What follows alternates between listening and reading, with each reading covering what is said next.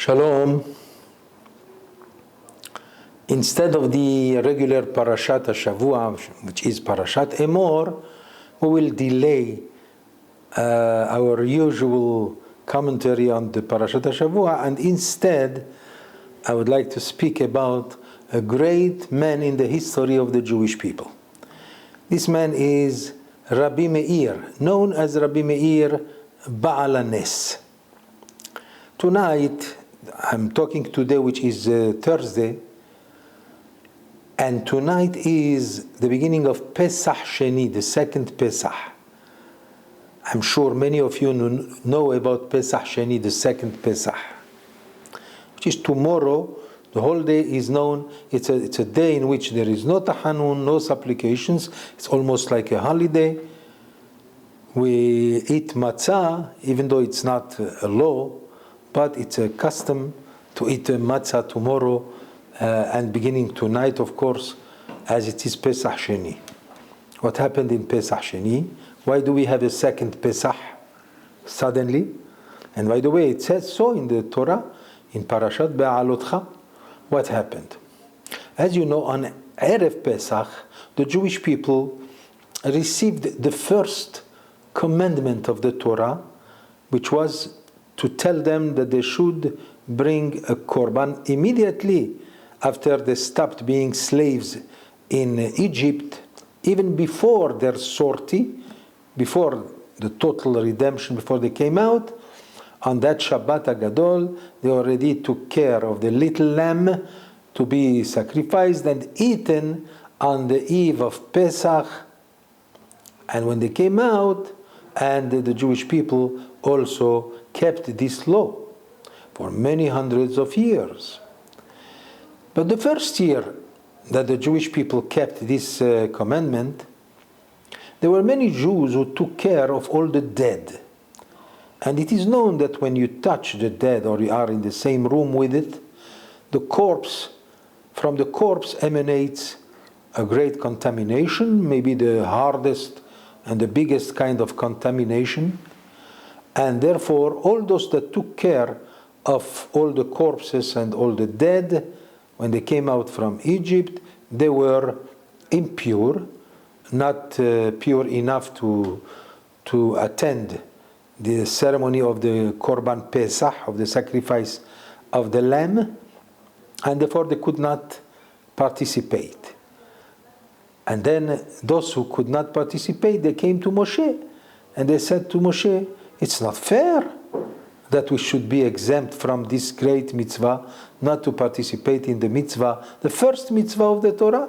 We should be exempt? No, we don't want that. Why? We did a great mitzvah, we took care of the dead, and that's why we should be completely eliminated in such a way. Lama nigara, the Torah says. Why should we be any lesser than all the rest of the Jewish people? Well, Moses understood that this is a claim that is quite justified. So he turned to God. What should we do? And God, with his magnanimous way, he said, yes, Moshe, they are definitely correct. Therefore, to allow them to eat the Korban Pesach, first one on the 14th of Nisan, we cannot. They are impure, and that's against the Torah. So we'll wait for them after they become pure again, which should take a week or 2 weeks later. But in a month, exactly on the 14th of Iyar, which is tomorrow, by the way, Pesach Sheni, they will have a second Pesach. All those that could not participate in the Korban Pesach, they will be able to eat the lamb of Pesach on the 14th of Nisan. And since then, of course, now we don't have anymore the Paschal lamb, because we don't have anymore the temple. It has been destroyed, and since then we don't have the mitzvah of Korban Pesach, but we believe it will come back again. What about Pesach Sheni, the second Pesach? Well, if Bet HaMikdash will be rebuilt, there probably will be people who are not pure enough to attend on the 14th day of Nisan. Perhaps they will have the same opportunity to do it on the second, but that's beyond us. We don't know. We don't even know if sacrifices will resume when the temple will be rebuilt. For that, we already mentioned in some of the drashot the machloket between Harambam and Haramban. According to the Rambam, he does not believe that sacrifices will happen again because of many reasons, very logical reasons. And the Ramban, Rabbi Moshe ben Nachman, is against his opinion, and he says, of course, we pray every day that God should bring back again the ceremony of the Bet Hamikdash, and sacrifices will go on again. So, as the Rambam says, Maimonides says, when it will happen, we shall know. When Yavo Neda, when the Mashiach will come, then we shall know what to do. By tradition, we know that tonight is also the Hilula of Rabbi Meir Baal HaNes. I used to do this Hilula in New York many years, Hilula, even though it's only a few days before the great Hilula of Rabbi Shimon Bar Yochai, which is next week. Nevertheless, people came and we enjoyed and rejoiced in the Hilula of Rabbi Meir Baal HaNes. So, tonight is the night in which apparently is the Hilula of Rabbi Meir. The truth is that we are not sure whether the Hilula of Rabbi Meir was indeed on Pesach Sheni, but there are opinions, as I have seen in the book of Minhagim, of the customs, where it says that truly Rabbi Meir was born on Chanukah, which is the festival of lights, and that's why he was given the name Meir, which means he lightens, he gives light, and that's why his name was Rabbi Meir. But how come we do the Hilula a few days before Lag BaOmer, and in fact it is tomorrow, which is Pesach Sheni?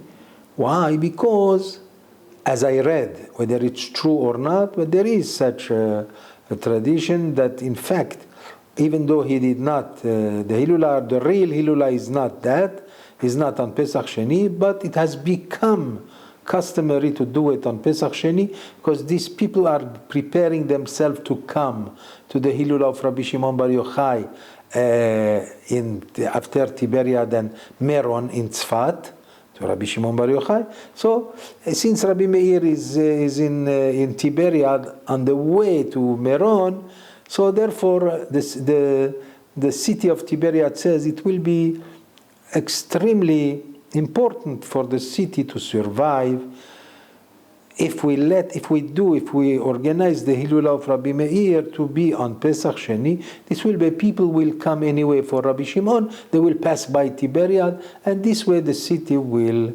benefit from their presence. You know, it's possible. Anyway, I said, let me dedicate this lecture to Rabbi Meir, to his Torah, to his great personality.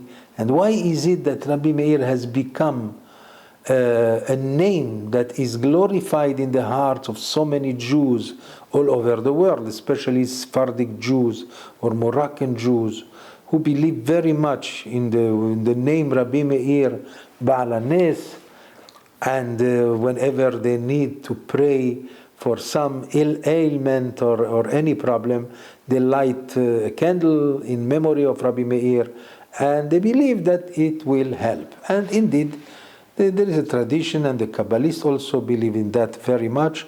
And since it has been our tradition to always celebrate the Hilula of Rabbi Meir Baal HaNes on Pesach Sheni, so I said, let me give a lecture about Rabbi Meir. As far as the parasha, if I have time, maybe I will do it tonight or tomorrow or even next week, the parashat Emor, which is also going to talk about Rabbi Shimon Bar Yochai and the Sefirat HaOmer and the Hilula of Rabbi Shimon.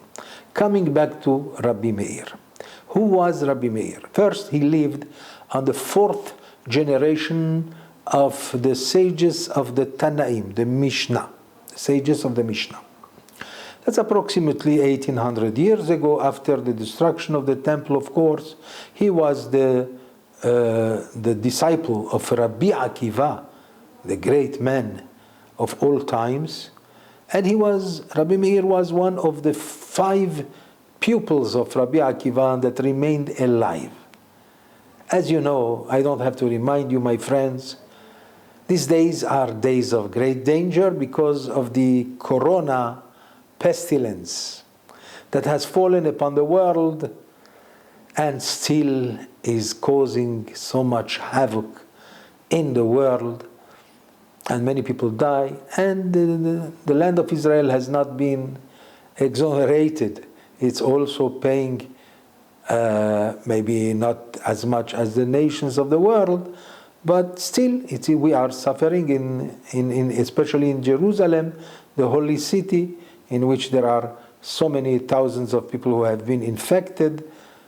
And hopefully it will come to an end. Perhaps it will come to an end on Lag BaOmer next week. Hopefully, I don't know. But we know, according to our tradition, and the Talmud says that why is it that, as you know, we are not allowed to take any haircut since Pessah until Lag BaOmer, the 33 days of the Omer. Why?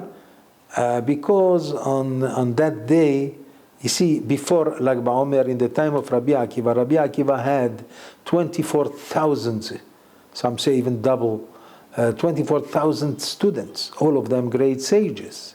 And they all died in a terrible calamity that befell the world at that time. And this calamity went on for a while, destroying so many in the world. Among them, practically most of the Talmidim, of the disciples of Rabbi Akiva, perished. But the calamity itself, this pestilence, this magefa, this virus, came to an end on Lag BaOmer. Because of that, we don't take any haircuts all these days between Pesach and Lag BaOmer. But on Lag BaOmer, since this calamity came to an end, so now people start again to get married, and they start again to take haircuts. The Kabbalists do not take haircuts until Shavuot, but that's because of other reasons. But we told you now the reason. Now, Rabbi Akiva lost 24,000 students. We know that Rabbi Akiva was the greatest man in his generation. And of course he does not give up easily. But who would not give up after teaching all his life? So many students, and he was already of great age, 80 years old. And he saw that all his work has come to nothing. Anyone would have given up. But he quoted the verse of King Solomon, who said, "Baboker zera zar'acha." In the morning, you have to sow your wheat. "Vela'erev al tanach yadcha." But towards the evening, do not rest. Go on again. So Rabbi Akiva used this verse on himself, and he says, yes, indeed, I have sown so much throughout the years, and now all is gone. I will continue anyway. Even if it is the end, I will continue. In the meantime, our sages say that he had left only, of all the thousands of students that he had only left 5 great rabbis. Those great rabbis known in the Talmud as Rabbotenu Shebat Darom, our masters of the south of Israel, they were Rabbi Meir, Rabbi Yehuda, Rabbi Ilai, maybe Rabbi Yehuda ben Bava, if I am not wrong, I don't know. Rabbi Yossi was Rabbi Shimon Bar Yochai, of course, and Rabbi Elazar. Those were the 5 Talmidim of Rabbi Akiva that were left. And yet, it says in the Midrash Rabbah Bereshit, Hem mil'u kol Eretz Israel Torah. Those 5 students of Rabbi Akiva filled up the land of Israel with Torah. So we understand they were great. So now we understand that the Rebbe of Rabbi Meir, from whom he got most of his Torah, was Rabbi Akiva. He did have another Rebbe. His name is Elisha ben Avuya, very famous because of this tragic story that has to do with him. This is the great rabbi who lost his faith and he became an atheist. So we don't call him anymore Elisha, the son of Avuya. We call him Elisha Acher. Elisha, the other Elisha. Because he was not the same Elisha. Our sages say in the Talmud in Masechet Hagigah, on page 15, the whole story appears there, how he lost his faith. He went with all three other rabbis, Rabbi Akiva, Ben Zoma, and Ben Azai, and the fourth one was Elisha ben Avuya. They knew the whole Torah, only they wanted to pursue deeper their learning of Torah by knowing the secrets of the Torah. So the Talmud calls it, they went into the garden of God. Arba'a alu bepardes. And, when you exaggerate, perhaps there is a cost.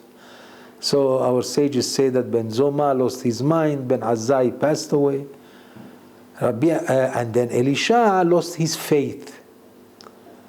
We don't have the time now to tell you what happened, why he lost his faith. It has to do with what he saw.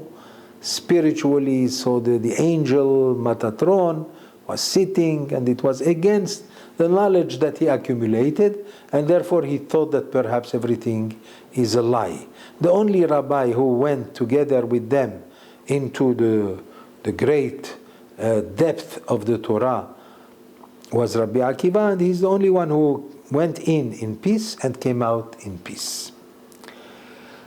Still, Elisha ben Avuya was one of the greatest sages of his generation, and he was the teacher of Rabbi Meir. It is known, for example, that Rabbi Meir tried very much to convince him to repent, to come back again to Judaism.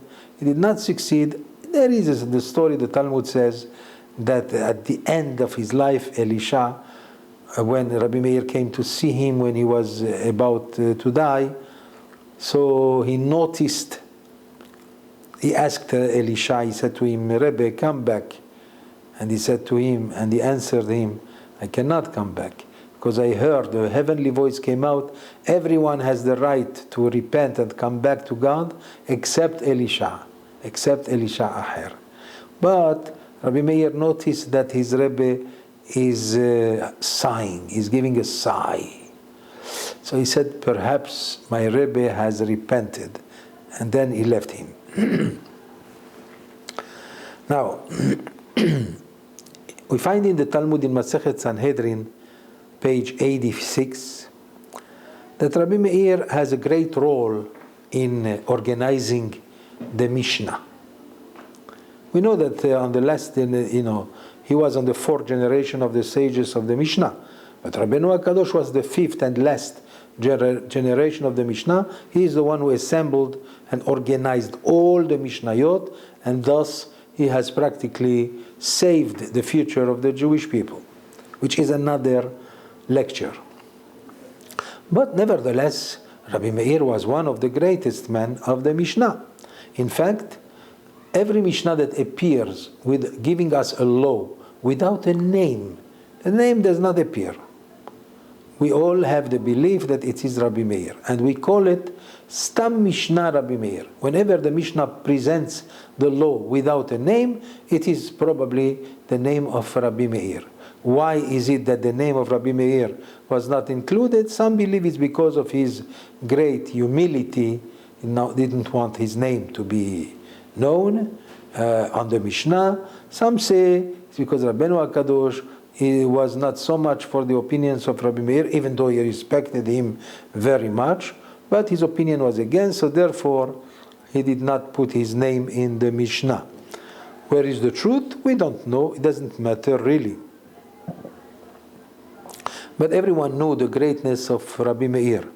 For example, it says in the Masechet Sanhedrin on page 24, it says, Amru alav al Rabbi Meir. They say about Rabbi Meir, כל הרואה רבי מאיר בבית המדרש כאילו עוקר הרי הרים וטוחן זה בזה. Anyone who sees Rabbi Meir in the house of study, it's like someone who's taking mountains upon mountains and grind them And that's how, of course, they show you how great is his learning, with tremendous genius, and so forth. So that's Rabbi Meir. In fact, Rabbeinu HaKadosh, even though, Rabbeinu HaKadosh, that's Rabbi Yehuda HaNasi, known in the Talmud as Rebbe, because he was also the greatest man in his generation and the leader of his generation. But he was not really in the time of Rabbi Meir, maybe a little bit. The Talmud says that when he studied in the house of study, when he was young, then Rabbi Meir was also present in that house of study, but Rabbeinu HaKadosh sat behind Rabbi Meir and never saw his face. So the Talmud tells us that it says in the Talmud in Masechet Sanhedrin, Kol haro'eh Rabbi Meir. Rabbeinu HaKadosh himself, he said that Lo zachiti laharifut. Rabbeinu HaKadosh says, if I deserve to be a great man in Torah and sharp, I received this sharpness just because I had the merit to see the back of Rabbi Meir.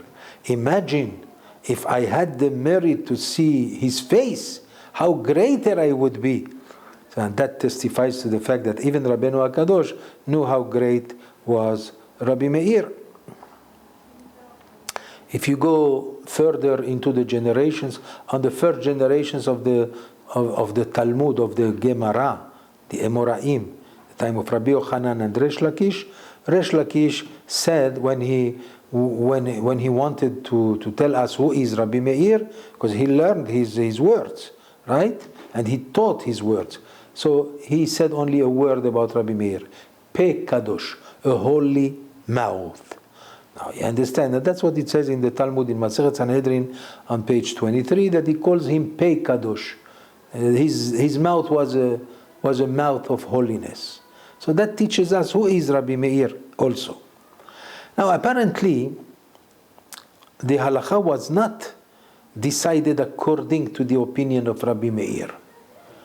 If Rabbi Meir was so great that they say that anyone who saw him in the Bet HaMidrash, it's like if he saw someone grinding mountains upon mountains with his learning. So how come the law was not according to him? In most cases, of course. We're going to say that there is one case or two in which we find that the law goes according to Rabbi Meir. I'll tell you what is the case in which the law goes according to Rabbi Meir. There was a machloket, a dispute between Rabbi Meir and Rabbi Yehuda. Are the Jews, about this question, Jews who are not observant, are they still considered the children of God or not? According to Rabbi Yehuda, a Jew to be considered a son of God, he must be a Torah observant and does observe all the commandments. According to Rabbi Meir, he said, no. Whether he is a righteous man or not, a Jew is always the son of God. And he says that the Torah says, Banim atem lashem elokechem. By the way, this is brought in Masechet Kiddushin on page 36. And there it says that the Torah says, Banim atem lashem elokechem. You are the children of God. God calls you my children. So now Rabbi Meir says, Banim atem, you are his children whether you are good or bad. And he brings really, there are proofs to that. For example, we find at the end of the Torah that Banim, in Parashat Azinu, Banim lo emun bam, my children that I cannot trust. So that means that even when you cannot trust them, they are still considered his children. Or as it says in the book of Isaiah, I think chapter 1, and there it says, Banim gidalti veromamti vehem pashubi. I have educated and aggrandized my children, and yet they have betrayed me, so to speak. So that means even though they betrayed God, they still are considered his children. So from this, Rabbi Meir derives that Jews are always considered the children of God, despite the fact that they are not doing the proper thing. Of course, that doesn't mean that we are allowed to do anything we want. God forbid. Only we are children of God, and we have to contend with everything that we do. We do good, we are rewarded. We do bad, we are punished. No question about it. But as it says in the Pirkei Avot, Kol Yisrael yesh lahem chelek le'olam haba, being the children of God, that gives us the guarantee that even whether it is before Gehinnom, hell, or after hell, or after all the punishments of the world, but there is always that portion in the world to come that is reserved for the children of God. So now coming back to the question, why is it that the law was not decided, the halakha was not decided according to Rabbi Meir? Well, there is an interesting answer regarding this. It says, one of the rabbis of the Talmud, Rabbi Aha, the son of Rabbi Hanina, said, "Galui ve'yadua lifnei mi she'amar ve'aya olam."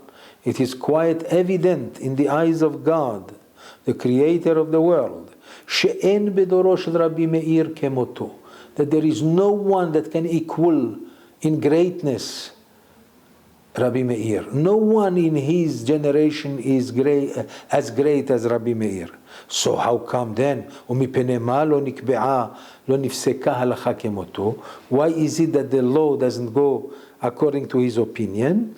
Ela, the Gemara, the Talmud says, lo yachlu chaverav la'amot al da'ato, because his partners in learning could not know exactly what is his opinion.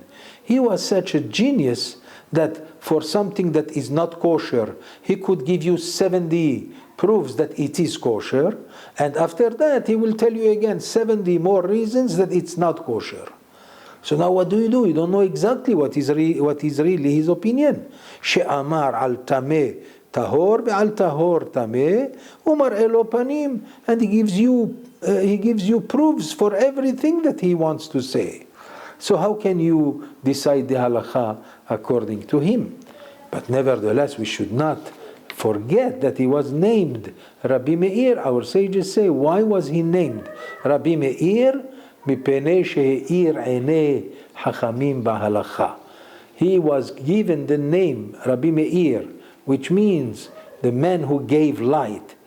In fact, it says in the Talmud, I'll tell you this one also. It says in the Talmud in Masechet Eruvin on page 13, it says there that his real name was Rabbi Nehorai. By the way, Rabbi Nehorai is also, Nehora in Aramaic means light. So his name was Rabbi Nehorai. So why was he called Rabbi Meir? Because he gave the light to the people of Israel and to the sages of Israel with his great learning. That's why he was known as Rabbi Meir. So that's another sign of greatness, right? He was known also as a great man, as a darshan. Not only in halakha he was great, he was also known for his meshalim, for his parables. He was known for his great lectures that he used to give, and he was beloved by everyone. Even women would come to listen to his lectures. Sometimes his lectures would take hours, and yet women would be there because he was very much beloved by all. In fact, there is a story that is brought in the Yerushalmi, Masechet Sota, where it says that, which by the way proves how much he loved the people and how much he wanted to sacrifice himself and his honor just for the purpose to bring peace between husband and wife.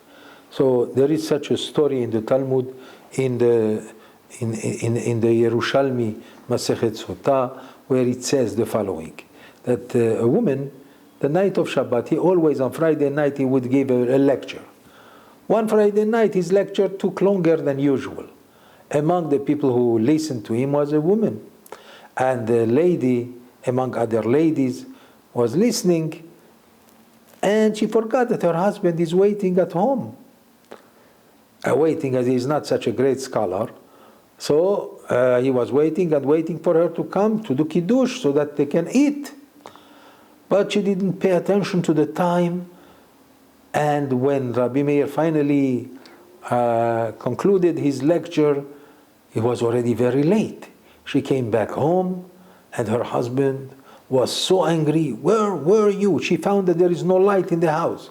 All the candles have extinguished, and now there is no light. He said to her, where were you? She said, well, I was listening to the lecture of the rabbi. He said, oh yeah? Well, get out now from my house until you go and spit on the face of that rabbi, and then you can come back home. She came out, she went to one of the neighbors, she spent the night there. First Shabbat was without her house, the second Shabbat, the third Shabbat. In the meantime, of course, all the neighbors knew the situation, and they understood, so they told her, you know what? Rabbi Meir is giving again his lecture on Friday night. Come with us. We have, come with us. Well, they came and they said, Rabbi Meir, with his spiritual wisdom, he understood what's going on. So when he saw the lady, so he suddenly said in the middle of his lecture, my eye is giving me problems. Is there any lady here who can spit on my eye? Because spitting on the eye can provide some cure to my problem in my eyes. So the ladies there immediately turned to the lady and they said to her, this is the opportunity, you have a great opportunity, go and spit on his eyes, and you could go back to your husband, telling him that you did it. She said, how can I do it? I am afraid to do it. I cannot spit on the face of the holy man. Rabbi Meir understood that. So he told her, lady, maybe you can do it 7 times. I need someone, please, please, please, please. So she had no choice. She came and he said to her, my daughter, please spit on my eyes 7 times. She did it 7 times. After that, he said to her, go back to your husband and tell him, you asked me to do it once. I did it 7 times for you. And she went back home and there was peace again. And that shows the greatness of Rabbi Meir. There's so much more to talk about Rabbi Meir. Unbelievable stories and unbelievable things. We all know that Rabbi Meir is one of the most adored name by the Jewish people, and his name by itself, like for example, I'll give you an example by which we will conclude. Whenever a person finds himself in trouble, all he has to say is 3 times, Elahade Meir Aneni, God of Meir, please answer me. 3 times, and Be'ezrat Hashem, things will be all right. Let's hope and pray that as we have dedicated this lecture to Rabbi Meir, then the merit of Rabbi Meir will help us in our days, in these days of danger, that God should bring healing upon all those who have been infected with this terrible corona. And may He bring healing upon the sick sick people of Israel, as well as the sick people all over the world. And may the zechut of Rabbi Meir be upon all of us. Amen. Let's say Shabbat Shalom until further notice. Shabbat Shalom.